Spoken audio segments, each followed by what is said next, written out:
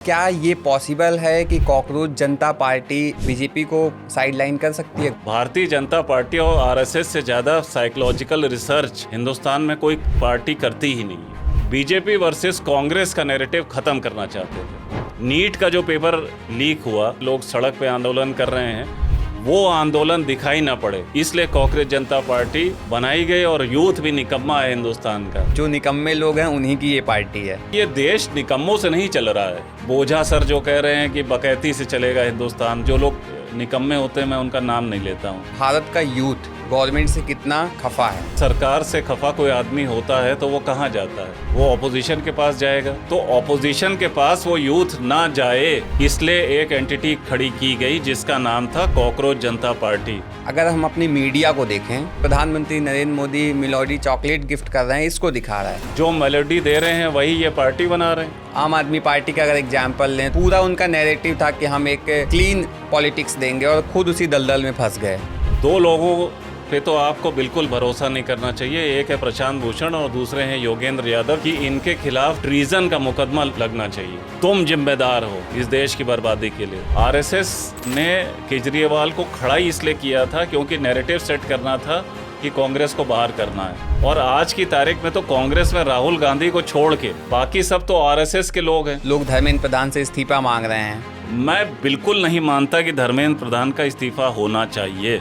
कैसी बात करता है यूथ? यूथ पढ़ता लिखता क्यों नहीं? नेपाल में जेनजी का एक आंदोलन हुआ जिससे पूरी सरकार पलट गई। तो क्या ये पॉसिबल है कि ये कहीं से एफिलेटेड हो? हमें तो ये CIA का काम ज़्यादा लगता है। सर, अभी जो करंट मुद्दा है कॉकरोच जनता पार्टी की जरूरत क्यों पड़ी? ज़रूरत क्यों पड़ी ये तो वो बताएंगे जिन्होंने ये पार्टी बनाई है। लेकिन अगर इसका जो है आप एनालिसिस करें, साइको सोशल एनालिसिस करें, तो हो ये रहा था कि जो यूथ है इंडिया का, उसको बहुत ही, जैसे नीट का पेपर लीक हुआ था या पिछले कई सालों में बहुत सारे पेपर लीक हो गए थे जी, तो उन पेपर लीक के पीछे जो एंगर है, उस एंगर को चैनलाइज करने के लिए कि वो कहीं एंटी एस्टैब्लिशमेंट ना चला जाए, उसको चैनलाइज करने के लिए एक एंटिटी बनाई गई। और अब की बार जो है पर्सन नहीं बनाया गया जानबूझ के, क्योंकि पहले जो राघव चड्ढा थे वो थे इंस्टाग्राम के प्राइम मिनिस्टर यूथ के, तो राघव चड्ढा चले गए बीजेपी में। तो अब की बार ऐसा आदमी बनाना था जो कहीं जा ना सके, तो उसके लिए आपको पर्सन नहीं, आपको एंटिटी चाहिए। तो एंटिटी जब आपको चाहिए तो उसके लिए फिर आपको एक आर्टिफिशियल पार्टी बनानी पड़ेगी जिसका नाम था कॉकरोच जनता पार्टी। सर, आप खुद एक डेटा एनालिटिक का काम करते हैं, आपने गवर्नमेंट में रह कर के डेटा को बहुत अच्छे से समझा है। कॉकरोच जनता पार्टी का जो डेटा है, जो फॉलोअर्स हैं, इसके पीछे क्या कोई बड़ी राजनीतिक पार्टियां भी काम कर रही हैं? बिल्कुल। जो यूथ का जो एंगर है वो एंटी एस्टेब्लिशमेंट ना चला जाए और वो ऑपोजिशन की तरफ ना चला जाए, इसके लिए एक जो है एंटिटी क्रिएट की गई जिसका नाम रखा गया कॉकरोच जनता पार्टी। आपने बताया कि इसके पीछे मतलब ऑपोजिशन को कंट्रोल करने के लिए, बट जो नैरेटिव दिख रहा है वो तो यही दिख रहा है कि ऑपोजिशन को इससे बेनिफिट नजर आ रहा है। किस ऑपोजिशन को बेनिफिट नजर आ रहा है? नहीं, अखिलेश यादव का जो बयान था उसमें ये था कि यूथ नाराज है और यूथ को एक नई पार्टी की ज़रूरत है, इसलिए कॉकरोच जनता पार्टी उभर के आई है। और यहाँ से दिख रहा है कि भारत का यूथ गवर्नमेंट से कितना खफा है। चलिए, आपकी बात मान ली। जो सत्य है कि हिंदुस्तान का जो यूथ है वो सरकार से खफा है। जी, तो अगर सरकार से खफा कोई आदमी होता है तो वो कहाँ जाता है? वो ऑपोजिशन के पास जाएगा। जी, तो ऑपोजिशन के पास वो यूथ ना जाए, इसलिए एक एंटिटी खड़ी की गई जिसका नाम था कॉकरोच जनता पार्टी। क्या कॉकरोच जनता पार्टी कोई चुनाव लड़ सकती है हिंदुस्तान में? अभी तो नैरेटिव आ रहा है कि ये आगे चल के एक राजनीतिक पार्टी बनाएंगे। राजनीतिक पार्टी बनाएंगे ना? जी, तो राजनीतिक पार्टी बनाने के लिए आपको इलेक्शन कमीशन ऑफ इंडिया में रजिस्ट्रेशन करना पड़ेगा। जी, उसके अपने रूल्स हैं, वो रूल आपको फॉलो करने पड़ेंगे, तब आप एक पार्टी बना पाएंगे। और पार्टी बनाने के बाद फिर सिंबल अलॉटमेंट होगा आपको। तो ऐसे कोई भी आदमी सवेरे उठ के ये कहे कि मैंने एक पार्टी फॉर्म कर दी है, ये तो नितांत ही हास्यास्पद बात है। कल मैं डेटा चेक कर रहा था तो मुझे पता चला कि यूपी में 780 पार्टियां हैं। देखिए, पार्टी का मतलब ये नहीं होता है कि आपने सिर्फ पार्टी फॉर्म कर ली। ये जितना भी किया गया, ये 2011 के बाद से जो भी किया जा रहा है उसका सिर्फ एक सिंगल ऑब्जेक्टिव है। वो ऑब्जेक्टिव है विपक्ष को ख़त्म करना और विपक्ष में भी कांग्रेस को ख़त्म करना। क्योंकि जो प्रेजेंट रेजीम है वो ये जानती है कि नेशनल पार्टी को नेशनल पार्टी ही हरा सकती है। जैसे लोहा लोहे को काटता है, वैसे नेशनल पार्टी को नेशनल पार्टी ही काट सकती है। तो नेशनल पार्टी का जो ऑपोजिशन है वो कांग्रेस है। तो हर वो काम करो जिससे कांग्रेस जो है वो कमज़ोर हो। बट अभी आज के टाइम पे अगर आप इंडियन पॉलिटिक्स को देखेंगे तो बीजेपी का जो एक्चुअल में कॉम्पिटिटर है वो कांग्रेस ना होकर के हर स्टेट में अलग अलग पार्टियां दिखाई दे रही हैं। लाइक दैट, अगर आप बंगाल का एग्जांपल लेंगे तो वहाँ टीएमसी है। अगर आप यूपी का एग्जांपल लेंगे तो वहाँ इस टाइम पे सबसे बड़ी पार्टी समाजवादी पार्टी है। बहुत ही अच्छी बात आपने करी। आपने बंगाल में कहा कि टीएमसी है। टीएमसी को खड़ा किसने किया था? आप ये बताइए कि क्या ये जनता जानती है कि टीएमसी जो है ममता बनर्जी कांग्रेस से अलग क्यों हुई थी? ममता बनर्जी कांग्रेस से इसलिए अलग हुई थी क्योंकि वो कह रही थी कि हमें जो है सीपीएम को हराना है तो हमें बीजेपी से गठबंधन करना चाहिए। लेकिन उस समय की कांग्रेस और सोनिया गांधी ने इनकार किया कि हम कांग्रेस पार्टी बीजेपी से गठबंधन नहीं करेगी ज्योति बसु को हराने के लिए। इस बात में ममता बनर्जी अलग हुई। तो ममता बनर्जी खुद ही बीजेपी का प्रोडक्ट है और शुरुआत में बीजेपी ने ही मदद की उनको पार्टी बनाने के लिए। देखिए, पार्टी बनाना अगर इतना आसान होता तो हमारे जैसे लोग आईएएस का एग्ज़ाम क्यों देते हैं या अफसर क्यों बनते, पार्टी बना लेते हैं। पार्टी बनाने में पैसा लगता है और पैसा देता कौन है? हम तो ये जानना चाहते हैं कि ये जितनी रीजनल पार्टी हैं जब ये खड़ी हुई थी तो इनको पैसा कौन दे रहा था? और समाजवादी पार्टी में ऐसी कौन सी बात थी? आप ज़रा रिसर्च करके देखिए। मैं तो कह रहा हूँ दर्शकों से भी रिसर्च करके देखें कि संस्था पार्टी बनने के 1-1.5 साल के अंदर ही पावर में आ गई। ये तो हिंदुस्तान का एक नया रिकॉर्ड है कि एक पार्टी बनती है और 1-1.5 साल में पावर में आ जाती है उत्तर प्रदेश में। अगर अभी आप सोशल मीडिया का ट्रेंड देखें तो प्रशांत भूषण जैसे बड़े लोग अभी इस पे बात कर रहे हैं कि जिस तरीके से 2011 में अन्ना आंदोलन का एक नैरेटिव पूरा सेट हुआ और कांग्रेस को सत्ता से हटा दिया गया, क्या ये पॉसिबल है कि कॉकरोच जनता पार्टी बीजेपी को साइडलाइन कर सकती है गवर्नमेंट से? देखिए, सबसे पहले तो मैं राजनीति में जितने वकील हैं ना घुसे हुए हैं जी, इनसे बहुत ही परेशान हूँ। और दूसरा, 2 लोगों पे तो आपको बिल्कुल भरोसा नहीं करना चाहिए। एक है प्रशांत भूषण और दूसरे हैं योगेंद्र यादव, जिनका आपने नाम नहीं लिया। इन्होंने हिंदुस्तान के यूथ के साथ वो गद्दारी की है कि इनके खिलाफ तो जो है ट्रीजन का मुकदमा लगना चाहिए। ये वही केजरीवाल एंड गैंग है, ये वही आरएसएस एंड गैंग है।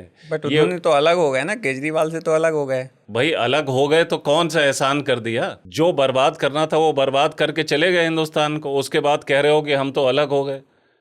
तो तुमने क्या प्रायश्चित किया? तुम जिम्मेदार हो इस देश की बर्बादी के लिए। सर, आप इंडियन पॉलिटिक्स को किस नज़र से देखते हैं और उसमें आज के टाइम पे जो एक बहुत बड़ा नैरेटिव सेट हो रहा है, इसको आप उसको कैसे फिट होते हुए देखते हैं? भाई, नैरेटिव पहले डिसाइड होता है। जी, नैरेटिव ये डिसाइड हुआ कि हमको जो है बीजेपी वर्सेस कांग्रेस नहीं करना है, हमको बीजेपी वर्सेस एक एंटिटी को खड़ा करना है। तो वो एंटिटी जो खड़ी की गई वो करी बीजेपी वर्सेस कॉकरोच जनता पार्टी। कॉकरोच जनता पार्टी। देखिए, नैरेटिव पहले जो है सेट किया जाता है, जिसको आरएसएस लैब्स कहते हैं, जिसके लिए उन्होंने कई एनजीओ टाइप की संस्थाएं बना रखी हैं, फाउंडेशन बना रखी हैं और लाखों रुपए देते हैं वो हमारे जैसे लोगों को। जो रिटायर्ड ब्यूरोक्रेट हैं वो सब पहले एक नैरेटिव बनाते हैं, रिसर्च करते हैं।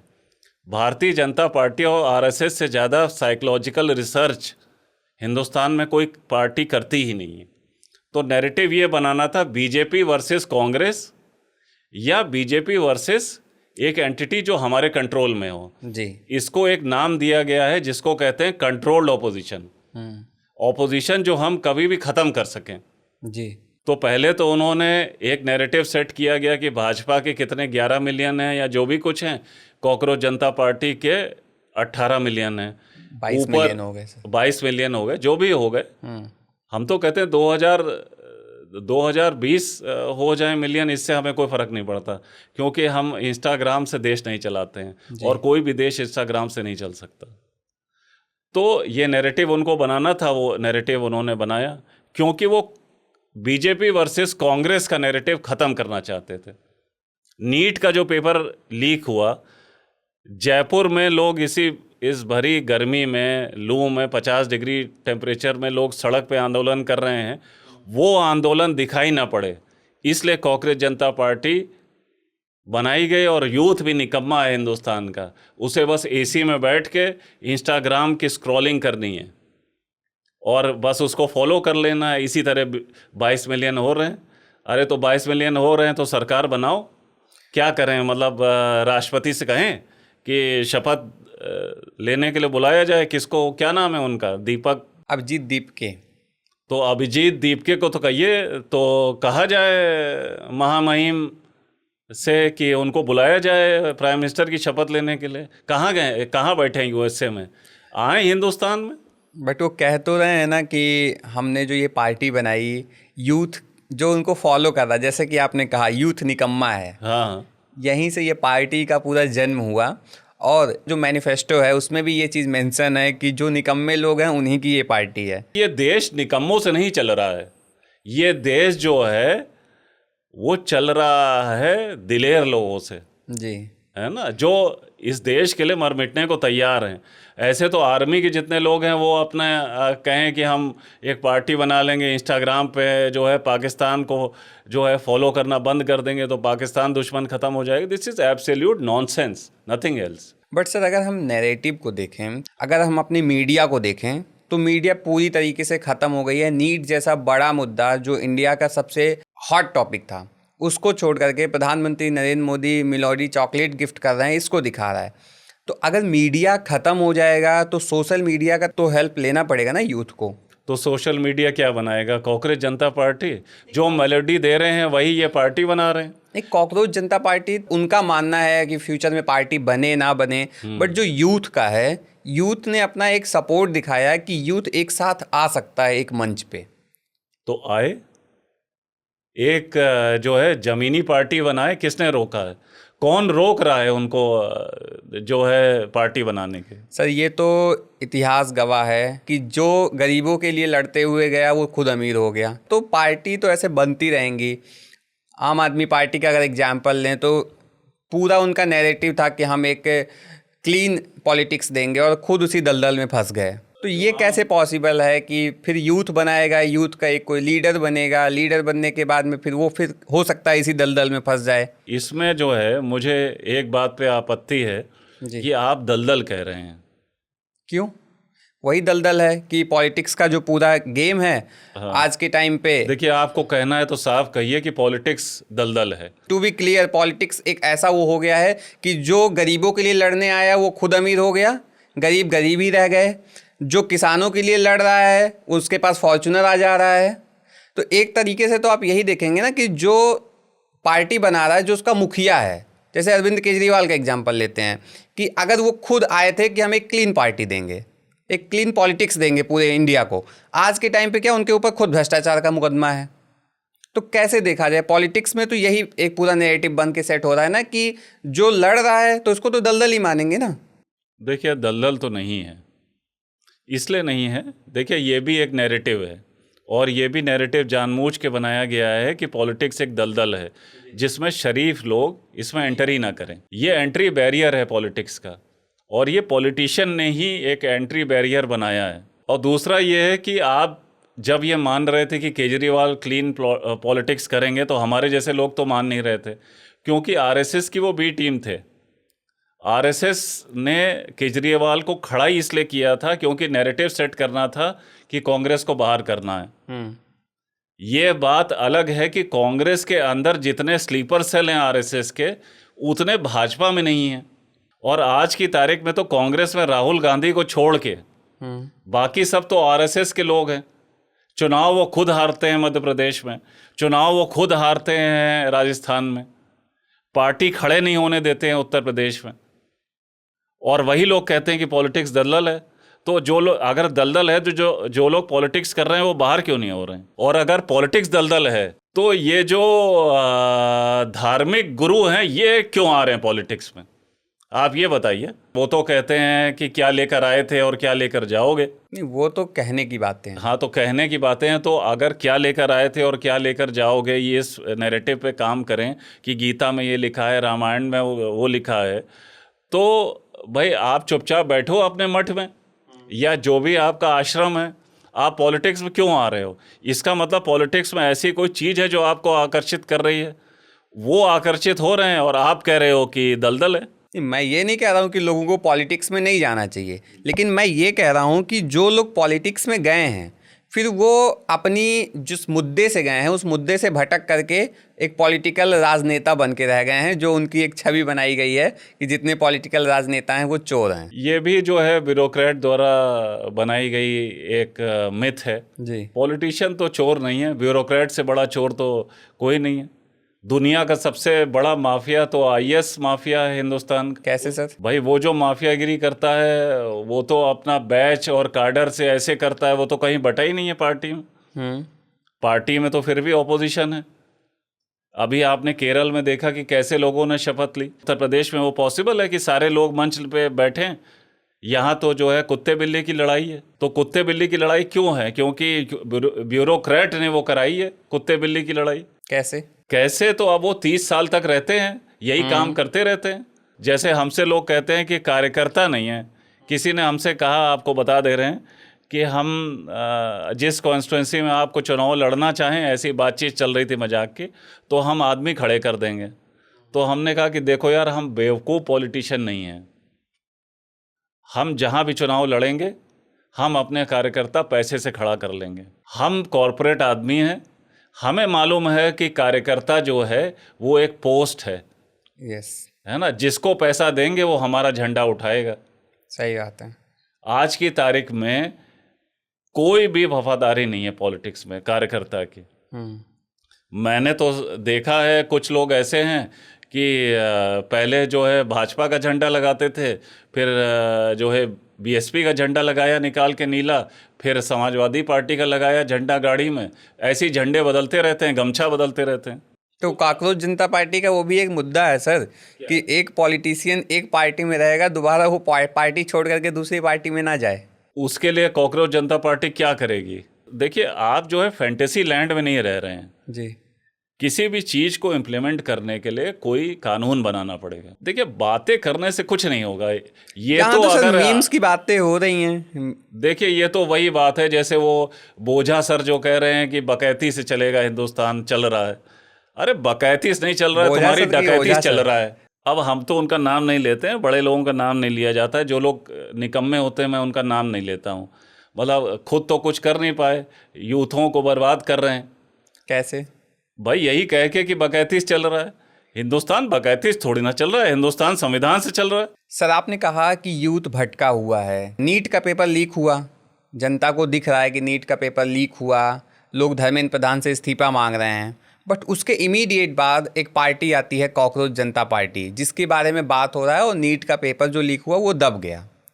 तो यूथ को कैसे पता चले कि एक पॉलिटिक्स कैसे काम करती है? हमारा ये कहना है कि यूथ जो है वो मिस इन्फॉर्म्ड है और बहुत ज़्यादा सोशल मीडिया डिपेंडेंट है। आप इस बात को समझने की कोशिश कीजिए कि जब नीट का पर्चा लीक हुआ तो हाय तौबा होने लगी। इस हाय तौबा में धर्मेंद्र प्रधान जी का जो इस्तीफा था वो लोग मांगने लगे जी। कोई ऐसा इवेंट आए जब आपकी पार्टी पे कोई क्राइसिस आ जाए तो उससे बड़ा एक इवेंट क्रिएट कर दो तो वो दब जाएगा। तो इसीलिए कॉकरोच जनता पार्टी का जन्म इसीलिए हुआ कि लोग नीट के बारे में बात ना करें और कॉकरोच जनता पार्टी के फॉलोअर की बात करने लगे। सारा नीट का आंदोलन, सारे नीट के खिलाफ के प्रोटेस्ट सब मीडिया से गायब हो गए। जी।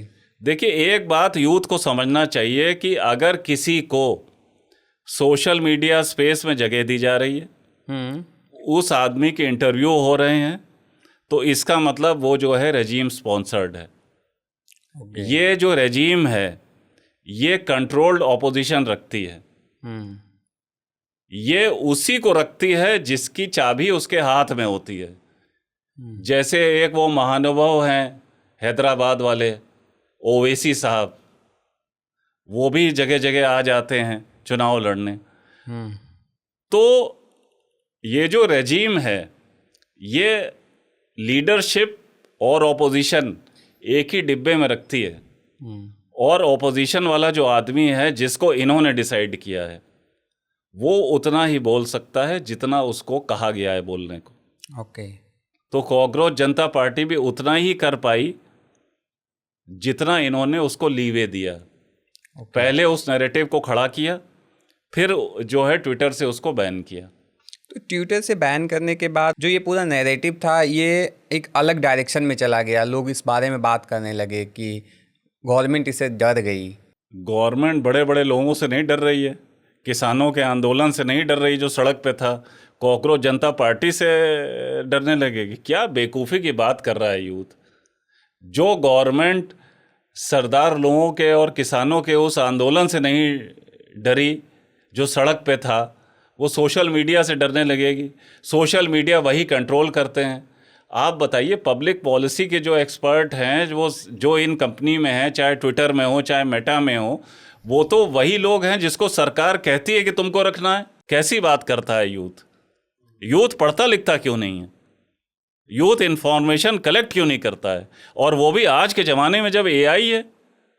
आप ग्रॉक से पूछ लीजिए, आप ओपन एआई से पूछ लीजिए कि वो बता देगा कि ये इसके पीछे की पॉलिटिक्स क्या है। और यूथ नहीं समझ पा रहा है और वो फॉलो करता जा रहा है। तो ये देश जो है लीडरशिप का नहीं है, ये देश फॉलोअर्स का है। तो अगर आपको फॉलोअर्स बनाने हैं तो बनाइए, हमें फॉलोअर से कोई लेना देना नहीं है। सर, आप कह रहे हैं कि ऑपोजिशन पूरी तरीके से कंट्रोल है। संविधान के अकॉर्डिंग इंडिया के लिए तो नुकसानदायक हुआ ना? बहुत नुकसानदायक भाई। कंट्रोल्ड ऑपोजिशन का क्या मतलब है? हमने आपको पहले भी कहा कि कांग्रेस में राहुल गांधी को छोड़ के हर एक आदमी कॉम्प्रोमाइज्ड है, और कहीं ना कहीं जो है वो कंट्रोल्ड ऑपोजिशन का पार्ट है। केजरीवाल को खड़ा ही इसीलिए किया गया क्योंकि वो कंट्रोल्ड ऑपोजिशन थे। फिर आप कहेंगे कि उनको जेल क्यों हुई? भाई, केजरीवाल को खड़ा किया गया था कि वो दिल्ली में थोड़े दिन राज कर लें, पंजाब में राज कर लें, जिसमें हरियाणा में वोट काट सकें, गुजरात में वोट काट सकें कांग्रेस के। तो उसके बाद जो है ना, होता ये है कि जब आदमी को किसी खड़ा किया जाता है और वो उसको एक कॉन्स्टिट्यूशन की पोस्ट मिल जाती है, तो उसको लगने लगता है कि हमको जिसने पैदा किया उसके हाथ में तो अब हम रह ही नहीं गए। तो केजरीवाल से भी यही गलती हुई। भाई, आज की तारीख में जिसने भी सरकार में काम किया है, चाहे वो चीफ मिनिस्टर हो, चाहे अफसर हो, चाहे बाबू हो, उसको कभी भी आप कोई भी एलिगेशन लगा के आप जेल में डाल सकते हो। As simple as that. Sir, अगर हम कॉकरोच जनता पार्टी के बारे में बात करें तो उन्होंने अपना जो मैनिफेस्टो दिया उसमें आपको क्या लगता है कि उन्हें उनके जो एक मीम के तौर पे उनका मैनिफेस्टो है उसको कैसे देखा जाए? उसको यूथ को पॉजिटिव वे में लेना चाहिए? वो तो रबिश है। जब ये जो पार्टियां हैं वो अपना मैनिफेस्टो लागू नहीं कर पा रही हैं, तो ऐसी एंटिटी जो मीम के ऊपर बेस्ड है उसके ऊपर समय क्यों ख़राब करना? अगर वो इतने ही जो है हिंदुस्तान के प्रति उनकी इतनी इच्छा है तो मिस्टर अभिजीत हिंदुस्तान आए और अमृतकाल का आनंद लें हमारे साथ। नहीं, उन्होंने तो कहा कि मैं बहुत जल्दी हिंदुस्तान वापस आऊँगा। जल्द क्यों आ रहे हैं? अभी आए। अमृतकाल इस समय चल रहा है। उनको मतलब he should not miss this Amrit Kaal. तो अगर वो आएंगे तो क्या उनको जेल हो सकती है? अब जेल तो किसी को भी हो सकती है। जेल तो ये तो एमएचए ने उन इंक्वायरी तो लगाई दी है कि इसका मोटिव क्या है और कहाँ से पैसा आ रहा है। सर, उनके फॉलोअर्स के बारे में बात करें तो अभी इंटरनेट पे एक बहुत बड़ा मुद्दा चल रहा था कि जो उनके फॉलोअर्स हैं वो इंडिया के कम और बाहर के ज़्यादा हैं, बट इंडिया में उसका पूरा एक नैरेटिव दिख रहा है। तो ये कैसे पॉसिबल है? पॉसिबल तो ये है कि भाई, आपने पहले ही कहा कि यूथ में एंगर है, तो उस एंगर को चैनलाइज करने के लिए कि वो जो है अपोजिशन की तरफ ना जाए, तो इसीलिए कॉकरोच जनता पार्टी का जन्म हुआ। और फॉलोअर से क्या लेना देना, हमने तो कहा ही है कि ये फॉलोअर का देश है। भाई 140 करोड़ लोग फॉलोअर हो जाए, इससे क्या फ़र्क पड़ने वाला है, क्योंकि वो एंटिटी है ही नहीं पार्टी में, उनका जो है पॉलिटिकल स्पेस में जगह ही नहीं है। इससे अच्छी स्पेस तो कुणाल कामरा की है, कम से कम वो हिंदुस्तान में रहता है और बात करता है इंटेलेक्चुअल टाइप की। जी। तो ये नॉनसेंस क्या है मिस्टर अभिजीत का, वहाँ यूएसए में बैठ के उनका खुद का ट्विटर अकाउंट जो है यूएसए में रजिस्टर्ड है, कॉकरोच जनता पार्टी जो है वो यूएसए में रजिस्टर्ड है। तो हमें तो लगता है कहीं ये CIA का प्लॉट तो नहीं है। क्या ये पॉसिबल है? नेपाल में जेनजी का एक आंदोलन हुआ जिससे पूरी सरकार पलट गई, तो क्या ये पॉसिबल है कि ये कहीं से एफिलेटेड हो? भाई जहाँ तक CIA का सवाल है, वो तो ये सरकार को बहुत पसंद करती है, तो हो सकता है कि CIA ने भी जो है कि इस सरकार की पसंद जो है वो बनी रहे, इसलिए ऐसा काम किया। हमें तो ये CIA का काम ज़्यादा लगता है, जिसमें जो है ये सब इंस्ट्रूमेंट हैं, मिस्टर अभिजीत एंड कंपनी। ऐसा क्या है इंडियन गवर्नमेंट में अभी मोदी जी में जो उनको CIA भी पसंद करने लगी? आप क्यों आदमी को पसंद करते हैं, आप बताइए। आपसे पर्सनल क्वेश्चन पूछ रहे हैं कि आप आदमी को क्यों पसंद करते हैं। मेरी आइडियोलॉजी के अकॉर्डिंग अगर कोई चल रहा है या मेरी बातों को कोई मान रहा है या मुझे उससे कुछ बेनिफिट है, तो वो इंसान का पसंदीदा पर्सन होता है। तो आपने जवाब दे दिया। जो CIA है वो जानती है कि इस रजीम को कंट्रोल किया जा सकता है। अगर हम कहें कि तेल ना लो तो वो तेल नहीं लेते हैं। तो उनको तो US डॉलर को आगे बढ़ाना है, तो इससे अच्छी रजीम हो कहाँ सकती CIA के लिए, और CIA और मोसाद के लिए भी। बट सर जो ये प्रोटेस्ट है ये गवर्नमेंट के ऊपर उल्टा भी तो पड़ सकती है। अरे जो कौन घंटा प्रोटेस्ट कर रहा है, आप बताओ तो कहाँ सड़क पे प्रोटेस्ट हो रही है कॉकरोच जनता पार्टी की। भाई वहाँ लाखों लोग प्रोटेस्ट कर रहे हैं जयपुर में, उसकी कोई खबर नहीं है यूथ को, क्योंकि वो कांग्रेस कर रही है। मेरा कोई कांग्रेस से लेना देना नहीं है जी, लेकिन इन्फॉर्मेशन भी तो आपके पास पूरी होनी चाहिए ना। ये थोड़ी ना कि अंजना ओम कश्यप आपको जो दिखाए वो आप देखो, रूबिका लियाकत जो आपको दिखाए वो देखो। ये कौन सी तरीका है यूथ का। एक तरफ आप कह रहे हैं हर चीज़ गवर्नमेंट से एफिलेटेड है, अंजना ओम कश्यप का आपने नाम लिया है, मीडिया भी पूरी तरीके से बिक चुकी है जो दिखता भी है। भाई हम तो मानते हैं कि मीडिया जो है वो सरकारी सेवक है। ओके। और वहाँ RTI लागू होना चाहिए। मैं बता दूं क्यों होना चाहिए। इसलिए कि सारा सरकार के पैसे से उनकी सैलरी जा रही है, वो सरकारी पैसे से ही उनकी सारी दुकान चल रही है, सरकारी मकानों में वो लोग रह रहे हैं और इलाज उनका सरकारी हो रहा है। तो वो तो IAS से ज़्यादा सरकारी सेवक है। सरकारी सेवक की डेफिनेशन क्या है? यही है जो टैक्स पेयर मनी से अपना घर चला रहा हो, वो सरकारी सेवक है जी। He is a public servant, so these are all public servants. तो इन सब के बीच में सर यूथ कैसे डिसाइड करे कि वो एक सही डायरेक्शन में है या यहाँ भी उसके साथ एक गेम हो रहा है? सबसे पहले तो यूथ जो है वो फॉलो करना बंद करे। हिंदुस्तान जो है वो चुनौतियों से नहीं परेशान है, वो परेशान है C टाइप के केबल से। और यूथ को ये डिसाइड करना चाहिए कि वो क्वेश्चन करना सीखे। अभी आपने कहा कि धर्मेंद्र प्रधान का इस्तीफा होना चाहिए। जी। मैं बिल्कुल नहीं मानता कि धर्मेंद्र प्रधान का इस्तीफा होना चाहिए। इस्तीफा किसका होना चाहिए आप ये पूछिए। NTA के चेयरमैन का होना चाहिए, NTA के DG का होना चाहिए। क्यों साले बैठे हुए हैं वहाँ पे, उनके ऊपर क्यों नहीं आना चाहिए? क्योंकि यूथ जो है ना साला, उसके दिमाग में गोबर भरा है और वो पॉलिटिशियन से ही क्वेश्चन करता है। और IAS के सामने तो दीपक लगा के यूं यूं आरती करता है और जो है ढोल नगाड़े बजा के उसका स्वागत करता है। मेन रीजन तो सर यही है ना कि पॉलिटिशियन को हमने चुन के भाई भेजा है। पेपर किसने लीक कराया, आप ये बताइए। पेपर लीक कराने की जिम्मेदारी अगर तय की जाएगी, अगर मान लीजिए सुप्रीम कोर्ट में केस चला, कौन बुलाया जाएगा आप बताइए? NTA का चेयरमैन ही बुलाया जाएगा। NTA का चेयरमैन और DG बुलाया जाएगा। जी।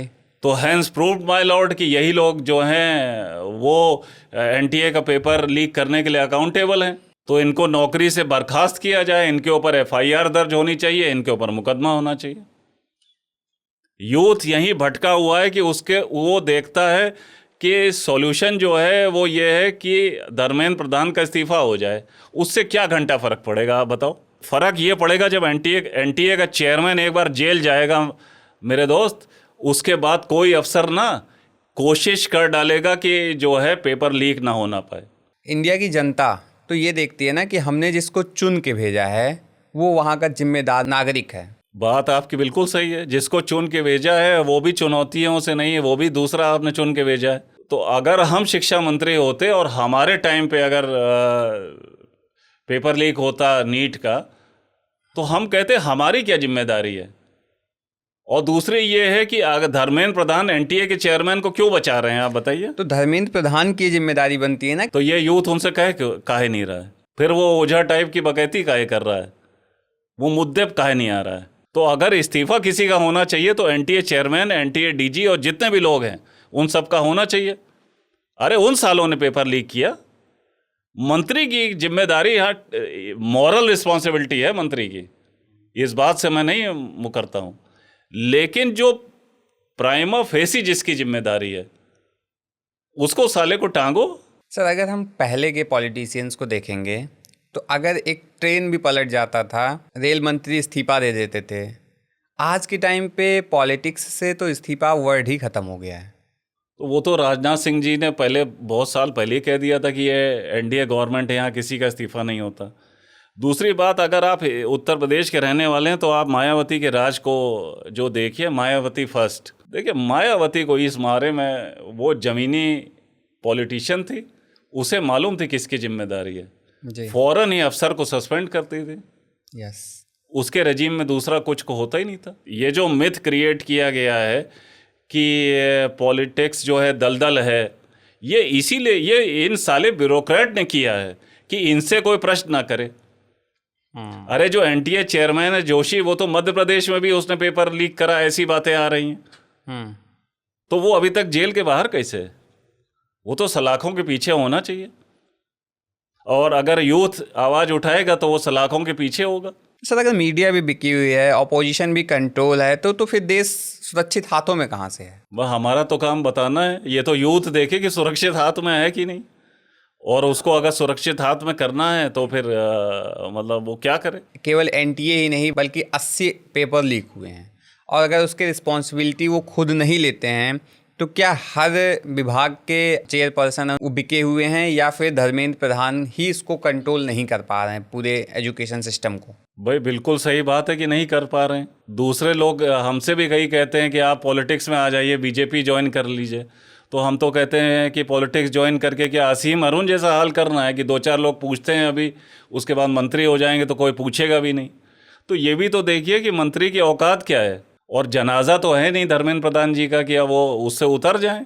यूथ किस आइडियोलॉजी के अकॉर्डिंग जाए जब पूरा सिस्टम ही करप्ट है? भाई यूथ जो है क्वेश्चन करना शुरू करे। आज यूथ क्वेश्चन ही तो कर रहा है सीजीपी के थ्रू। अरे भैया गलत क्वेश्चन कर रहा है और गलत आदमी से कर रहा है। आज का यूथ अपने माँ बाप से क्वेश्चन कर रहा है, और सरकार को तो ऐसा लगता है कि जैसे उसकी डार्लिंग है।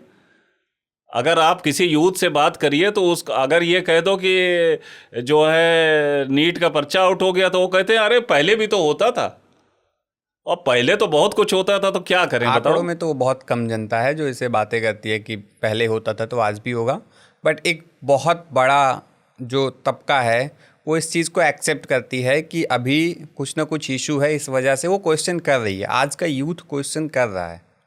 देखिए पेपर का क्वेश्चन लीक होना, इसके पीछे आपको जाना पड़ेगा, इन्वेस्टिगेशन करना पड़ेगा। और ये देखिए कि इन्वेस्टिगेशन में किसकी रिस्पॉन्सिबिलिटी थी।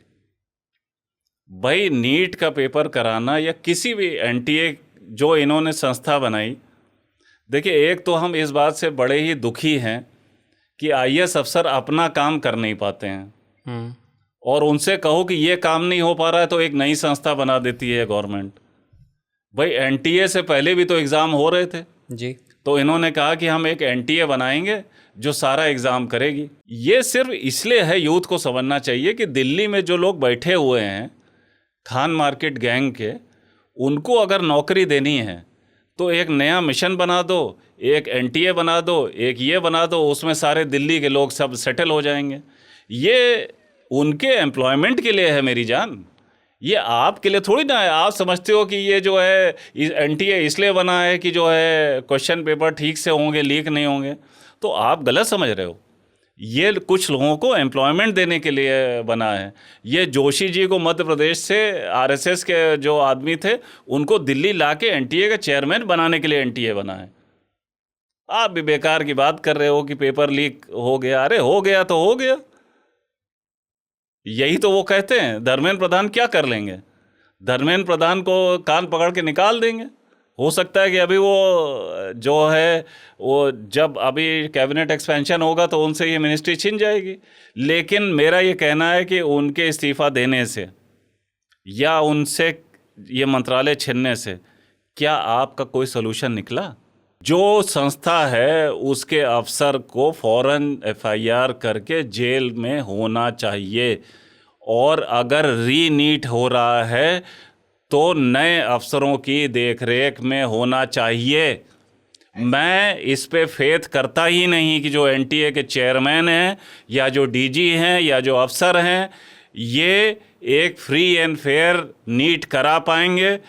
मेरा इस पे बिल्कुल भी फेथ नहीं है। जो इंडिया में सर सीजीपी पार्टी बनी, आपने कहा कि सीआईए से भी एफिलेटेड हो सकता है। क्या ये जिस तरीके से बांग्लादेश और नेपाल में जेनजी ने जो प्रोटेस्ट किया उसके बाद में गवर्नमेंट चेंज हो गई, क्या ये इंडिया में भी पॉसिबल है? भाई इंडिया का यूथ जो है ना वो सिर्फ सोशल मीडिया का शेयर है। तो सर वो तो हर जगह का यूथ है, सड़क पे कहाँ उतरता है? नेपाल सड़क पे भाई नेपाल में वो सड़क पे उतरा, बांग्लादेश में उतरा, यहाँ कहाँ उतरता है? आप देखो, यहाँ कोई उतर ही नहीं रहा है। यहाँ तो वो बस रील को लाइक कर दे रहे हैं, फॉलो कर दे रहे हैं, और उसी से जो है लोग कंपेयर कर रहे हैं कि भारतीय जनता पार्टी के इतने आ गए, इतने फॉलोअर हैं, ये इसके इतने फॉलोअर हैं। तो देखो, अगर आर्मी का, अगर आप जो है युद्ध का सिद्धांत देखो, आपके पास चाहे जितनी भी फायर पावर हो, F-16 हो, चाहे जो हो, लेकिन कब्जा करने के लिए आदमी को जाना पड़ेगा। अगर कोई लैंड आपको कब्जा करनी है ना तो आदमी जाएगा और झंडा गाड़ेगा। तो इसीलिए जो युद्ध जीते जाते हैं वो फुट सोल्जर से जीते जाते हैं। हिंदुस्तान में फुट सोल्जर की कमी है। अभी एक मूवमेंट है, हो सकता है कि आगे चल के अगर कुछ ऐसा और बड़ा प्रॉब्लम क्रिएट होता है इंडिया तो यूथ फ्रंट पे, सड़क पे भी आए। अब आ सकता है भाई। हमारी तो कॉकरोच जनता पार्टी को शुभकामनाएं हैं और मिस्टर अभिजीत को भी शुभकामनाएं हैं कि वो आएँ और इस अमृतकाल का आनंद लें। सर नेपाल में दिखा कि वहाँ के जो करेंट टाइम के प्राइम मिनिस्टर हैं वो पहले सोशल मीडिया इन्फ्लुएंसर थे, फिर वो यूथ को लेकर के सड़क पे आए और आज वहाँ के पीएम हैं। तो क्या ऐसा हो सकता है कि फ्यूचर में जो सोशल मीडिया इन्फ्लुएंसर्स हैं वो पॉलिटिक्स में आएँ और उस पर कब्जा कर सकें? हाँ, अच्छा स्कोप है सोशल मीडिया इन्फ्लुएंसर्स का, लेकिन सड़क पे उतरना पड़ेगा, वो तो फुट सोल्जर बनना पड़ेगा। फिर वो इंस्टाग्राम की दुनिया से बाहर आना पड़ेगा, हकीकत की दुनिया में आना पड़ेगा। जी, जो हकीकत की दुनिया में आएगा वो पॉलिटिशियन बनेगा। और आपको पहले ही बताया था कि पॉलिटिशियन जो है वो सबसे हार्डेस्ट जॉब है वर्ल्ड में। जी, क्योंकि उससे एक्सपेक्टेशन बहुत ज़्यादा होती है। Thank you so much sir, हमने इस पॉडकास्ट को सक्सेसफुली कंप्लीट किया। अगर आपने इस पॉडकास्ट को यहाँ तक देखा है तो ज़रूर आपको सीजीपी पार्टी, इंडियन पॉलिटिक्स के बारे में बहुत कुछ सीखने को मिला होगा। हमारे चैनल को सब्सक्राइब करें और इस वीडियो को लाइक करके एक कमेंट अपनी विचारधारा के अकॉर्डिंग इसके नीचे ज़रूर छोड़ें। Thank you so much sir. Thank you.